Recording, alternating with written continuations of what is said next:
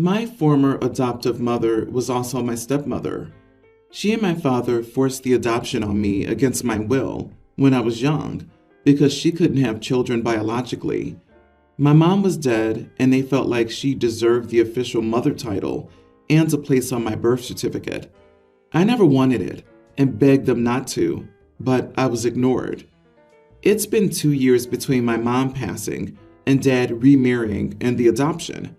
They even lied and said dad was sick to push the judge's hand because apparently with me saying no, they needed something that would make a judge think it would be in my best interest. So they pretended dad was worried something would get worse, and the judge decided it was safer for me. I never forgave them. I went no contact 7 months ago when I turned 18. I asked my maternal grandparents to adult adopt me to erase the original adoption. My stepmother is English, and ever since I've known her, she celebrated both UK Mother's Day and our Mother's Day. And then around midnight last night, I made a Facebook post thanking my grandma for adopting me and being a great mom. I don't even celebrate the UK's Mother's Day, but Dad's parents reminded me about it and said I should post something, knowing she would see. They weren't thinking of announcing the adoption thing, but that's what I did. I woke up an hour ago, and my former stepmom saw it, thanks to other family members being friends with both of us on Facebook. And Aunt told me that they were really angry and said I was an idiot because they had no idea I was no longer legally their kid. Am I the idiot? Not the idiot. Pretty sure, but you don't want to be adopted by your stepmother and immediately went no contact when you turned 18. So that's a pretty massive indicator of the type of people they were. But really, what did they expect to happen? Forcing a bond onto a child? And against the child's wishes? I'd understand, perhaps, if your dad was truly ill and worried something might happen. But even then, was she really the best and only option? Sounds like she's not. Wait, the adoption happened as soon as they got married? The timeline is much too short. OP's dad decided his new wife was a good match for him, then rushed the marriage and adoption far too quickly without considering OP's yikes. So this was 100% about her and how much ego-stroking she would get from it versus actually having contributed meaningfully to your upbringing. Yeah, why should you protect their feelings? They didn't do anything to protect yours. I think you should check in with your grandparents, though. If your post has caused issues for them, you need to support them. Her maternal grandparents adopted OP. Her paternal grandparents are the crap stirrers. I read it as OP made a Facebook post, knowing that stepmom would see it. Why else would OP do it on the UK Mother's Day, when based on everything here, OP and maternal grandparents are not from the UK? I agree that the father and stepmom are idiots for what they pulled, but OP's also a bit of one as well, when it easily could have waited for their own Mother's Day, or just any other random day. I disagree. OP's not the idiot. OP's dad put his new wife's feelings over his son's. At 18, OP made a passive-aggressive post on Facebook. Oh well, stepmom shouldn't have forcefully adopted him. She's hurt? Oh, okay, because OP wasn't hurt for the last 11 years. Honestly, the dark-hooded version of me wishes to remind you that the words, "finally a complete family," with a picture of you and your grandparents or maternal family might be a good Facebook post for US Mother's Day. Your dad and his wife sound manipulative. Not saying you should, just saying I'd personally tell everyone on my social media the full story. And if anyone tried to justify that horrible behavior, remove and block them.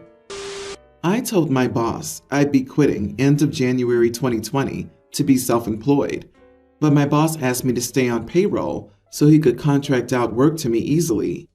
On my last day, coworkers leave me a goodbye card with $1,000 cash in it. In March 2020, I moved a few hours away.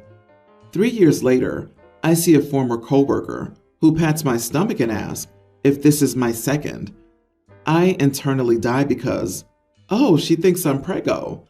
I know I'm like 20 pounds over where I'd like to be, and a lot of that is on my gut. coupled with a super curved lower spine that made my belly stick out even before I got fat. I tell the coworker I don't have any kids. Ha ha, I'm just fat. She looks awkward. I feel uncomfortable. 0 out of 10 experience, would not repeat.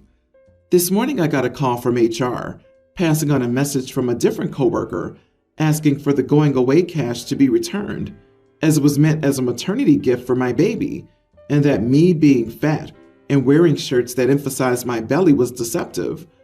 I tricked that coworker into thinking I was pregnant. HR says she overheard the convo about me leaving, but continuing to do some work in the coming months, and took that as my maternity leave. She took donations from the staff under that pretense, and now my fatness and lack of babiness are the hot office gossip. Feeling super great about that too. HR says they can't force me to do anything, but it would be nice to return it. Here's the thing, I no longer have the card, but I'm sure it didn't say anything about, there's a kid inside of you. It had 2 pandas on the front. Oh, now as I'm typing, I do remember there was a big one hugging a smaller one, so maybe it was about babies, but it definitely didn't say anything like, bun in the oven or we think you're pregnant.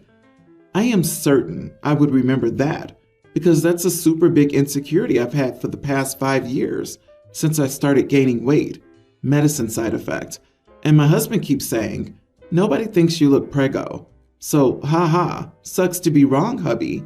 So this is a very hollow victory.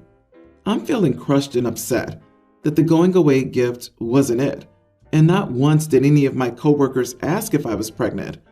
I don't really want to return the money. The cash is long since gone, but I could pull $1,000 from my bank to give back. The old boss has also been emailed about this entire exchange.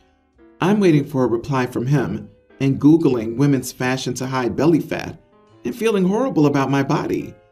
Am I the idiot for not returning the baby gift given to me by my coworkers? OMG, not the idiot. That is harassment. Their mistake in giving you a gift that they never said was for your pregnancy or baby is not your issue to correct. It was 100% reasonable for you to think it was a goodbye gift. They don't get to decide goodbye because I'm having a baby is somehow more worthy than goodbye, I'm leaving to start my own thing. I would ignore HR and tell them what you wrote here. It was a gift, freely given, not coerced by them, with absolutely no mention of it being conditional upon it going towards a baby. Then block them all. LOL, if I gave someone a gift because I assumed she was pregnant, and then she ended up not being, the last thing I'd do is ask for that gift back. That's just rude, as if their assumption is your fault. If I'm reading correctly, the someone who assumed was in HR, right? If that's the case, maybe just respond that this whole thing has been embarrassing for you, and that wherever the assumption was made, no one checked with you first. Yep, HR told everyone that OP was pregnant. Even if OP had told HR that, which they didn't, HR still couldn't do that. This is the real issue. HR overheard and misinterpreted a conversation and then decided to publicly announce protected medical information without consent. HR owes the office $1,000 and OP an apology. Yeah, like, what the absolute heck? I wouldn't return a single penny. They made an assumption, and they did it 3 years ago. Your former boss needs to step up here. Also, I'm willing to bet that some of the people who contributed to that going away gift don't even work there any longer. Honestly, they should be ashamed for even asking. Don't let them make you feel bad about your body.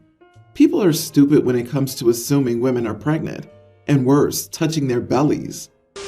I, female 35, have a daughter, Jessica, teen, and 2 years ago I married Joe, male 47, who has a daughter, Bella, same age.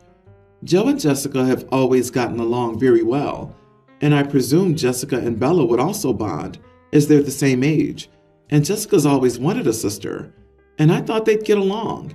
At home, they were always nice to each other, shared stuff, and seemed to have fun. Recently, I got a call from their school, stating that Bella was crying in the office. Before I could ask her why, they told me that Jessica was bullying her for being ugly and unfashionable. Bella does have a bit of an alternative style, but I think it's creative and unique, and not an excuse to bully her. I was absolutely horrified at this, as when I was a child, I was also bullied for things like that. And I've also raised Jessica to be kind and empathetic. I picked Bella up from school early and took her out for ice cream and let her talk if she needed to. She confessed she didn't say anything because she wanted Jessica to like her, and she didn't want to cause any problems, as since her mom died, she hasn't seen her dad so happy. I then continued to tell her I wouldn't tell Jessica that she told me, but tell her the school did, to possibly mend their relationship, and that she can always talk to me whenever, as although I will never replace her mom, I want to be there for her no matter what. When Jessica came home, I told her that her behavior was extremely unkind, and I asked her why she did it. She then continued to say that she was right, and that Bella dresses like a freak and looks like a hideous rat, and that her friends were teasing her for having to live with her. I then told her that I'd be taking away her phone for a week, and that she has to apologize to Bella. She then said more nasty things about Bella, which made me snap. I told her I would take away all her makeup, other than her skincare prescribed by her dermatologist, and most of her new clothes that I bought for her last week. She then started crying, which made me feel bad, but I didn't relent. Her main interests are makeup and fashion, so I've decided to take them away, since she's bullying her stepsister for a related thing. I thought it would be appropriate until she learns to show kindness to others. I have offered to set up therapy or try to discuss it, but she screams that I'm ruining her life every time I'm near her. However, Bella appreciates my effort, and before anyone asks why Joe's not involved, he goes on a lot of business trips, so he's currently away, and I'm a stay-at-home mom. So, am I the idiot for removing my insecure daughter's makeup and clothing? Absolutely not the idiot. You're a wonderful stepmother, and Bella's lucky to have you. I'm sure your support means a lot to her. Jessica needs to learn a lesson, and that's a good way of doing so. Also, try to talk to Jessica and slowly dismantle these toxic, superficial ideas that she has. It might help the issue because I doubt that Bella's the only girl she's bullying. You are the idiot, OP. Do I think Jessica needs consequences? Yes. Will taking away clothes and makeup make her see the error of her ways? Probably not. There's a much deeper issue here, and I think the best course forward is therapy for both girls and you, because her reaction here seems extreme. Also, taking away prescribed skincare? I would let her keep her dermatologist skincare stuff. I don't really view trying to treat acne in the same vein as fancy clothes.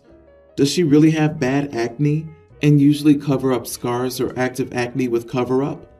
If her scarring or skin is really bad, it could be too cruel to take that away. I mean, what she did is awful, but the cover-up foundation would be an exception if she really needs it. OP, did you just leave it up to chance to see if the girls would get along?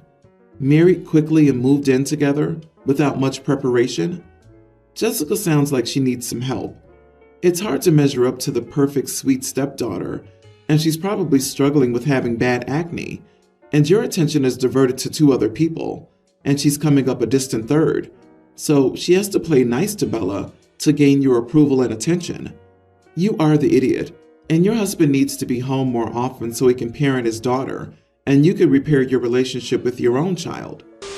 When I, 27 male, was a kid, I had a traumatic experience and was in an accident while on the school bus which a lady drove. Since then, I've always had a phobia of being a passenger in a vehicle driven by a woman. I know it's irrational. The woman driving didn't even cause that accident. A male driver in a truck did. My mom didn't drive, and even when my older sister learned to drive, I refused to drive with her, even though my other siblings did. I have my license, but not a car, and when I take public transit, I also take the next bus if a woman is driving. This is a phobia, and I don't think women should not drive or anything. Recently, my girlfriend and I moved in together, and she has a car. She is really upset with me, as whenever we go out together, I insist on driving her car. She says it feels like I'm misogynistic when it's just a phobia. I said I'd be okay taking public transit, and she could drive her car, and we could travel separately. But she thinks that isn't a solution, and I should get over it. Am I the idiot here? It's not like I'm telling her she can't drive. I apply this rule to everyone, even when it inconveniences me. I told her she was free to ask my family about my past. You are the idiot for not getting therapy to address this issue. You're only hurting yourself by not addressing this. If you have a daughter, will you refuse to teach her how to drive? If you and your girlfriend get married or you're ill or hurt, she can't drive you? Or when the ambulance driver's a woman, you're harming yourself, and you're also hurting the women around you. Having an irrational phobia is okay, but you can get help. So you still get on a bus despite being in a bus accident. You don't blame the bus, even though without the bus, there would have been no accident. You blame the woman, which is very interesting. You've had 20 plus years to get treatment or therapy for that. At this point, you're just being sexist. It's misogynistic to demand to drive a woman's car because you don't trust her driving. A man caused the accident years ago, but because a woman was driving the school bus, you're now blaming women for being bad drivers? Dude, if that's not misogyny, I don't know what is. So instead of dealing with your problems, you've resorted to blatant sexism. Plus, you don't even have a car, but you put down your girlfriend's driving? You are the idiot. Be better. I am a very good driver. I take safety as my #1 priority and do my best to protect myself and my friends when I'm behind the wheel. I've had people say that I'm strict when it comes to me driving, but I just think it's better to be that way. I've only been in one accident, and it was because some chick rear-ended me when she was texting. My friend is on the complete opposite side of the spectrum. She is such a bad driver. I don't feel comfortable getting in a car with her behind the wheel. She breaks the rules, is incredibly aggressive, and goes 20 over. She's just awful. She's been in 3 accidents, even though she's only had her license for about 6 years, all of which were her fault due to distracted driving. Most recently, she got into an accident when she ran into someone else because she was texting while driving. Her car's now in the shop, so I'm driving her places. She recently developed a habit of being a backseat driver, and she gives the worst advice. She had told me to slam on the gas to make a yellow light, told me to get over into another lane seconds before someone comes speeding up on that side, and constantly advised me to go way faster than the flow of traffic, and it's really annoying. Yesterday I was taking her to class and she made us late. She tried to tell me to just run stop signs and red lights to make it on time, and I told her multiple times that I wouldn't. She said we would have already been there if she had been behind the wheel. I told her that there was no guarantee we would have made it there alive, given her track record. I said that she caused multiple accidents and that she might think twice before telling me how to drive. She was very upset by this, and we argued the rest of the drive. She said I was such an idiot for no reason and that she would be returning to her place. Am I the idiot? Info. Was she the one who rear-ended you while texting? Seriously though, she's learned absolutely nothing from her experiences and will continue to be a danger to herself and others. So maybe a reality check from someone she cares about will do her some good. You are not the idiot, but you can always ask her, can you remind me again why we're in this situation, me being the driver and you being the passenger? Or just stop giving her rides. When I'm doing a favor for someone and they start complaining about how I'm doing that favor, the favor ends. OP, you ought to not continue to chauffeur her. She seems likely to continue hectoring you until your car's in the shop too. There may be a 2-for-1 offer for which she plans to take advantage. You've been doing her many favors by driving her to and fro, and she's responded with abuse and invective. She's not entitled to your assistance. Friends don't treat each other this way. Why are you putting up with this? She's not a good friend to you. She's not friendship material. You're putting way more effort into this than you're getting out. Stop driving her.